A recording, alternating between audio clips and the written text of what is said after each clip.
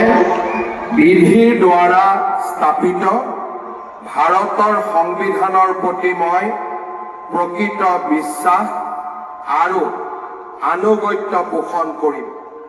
মই ভাৰতৰ সাৰ্বভৌমত্ব আৰু অখণ্ডতা অক্ষুণ্ণ ৰাখিম। মই অসমৰ মুখ্যমন্ত্ৰী হিচাপে মোৰ কৰ্তব্য বিশ্বস্ততাৰে আৰু শুদ্ধ অন্তঃকৰণেৰে সম্পাদন কৰিম আৰু মই ভয় বা পক্ষপাত অনুৰাগ বা বিদ্বেষ নোহোৱাকৈ সংবিধান আৰু আইন অনুসাৰে সকলো শ্ৰেণীৰ লোকৰ প্ৰতি ন্যায় আচৰণ কৰিম।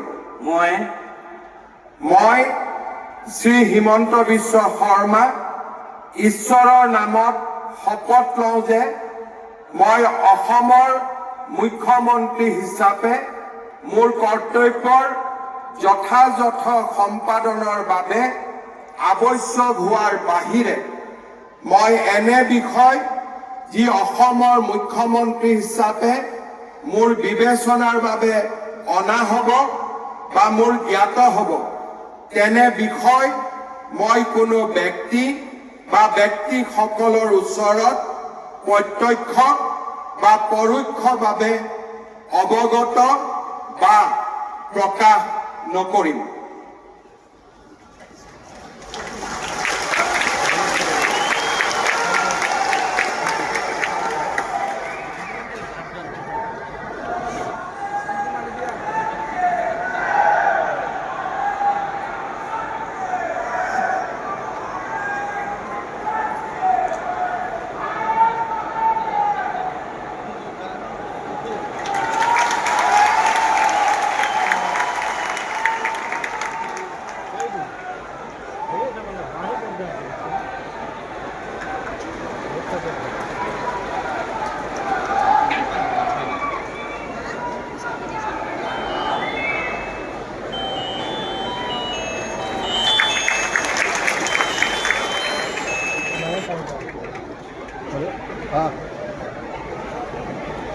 Sir, the ministers designate are present to take the oaths of office and secrecy. I request your permission to present them.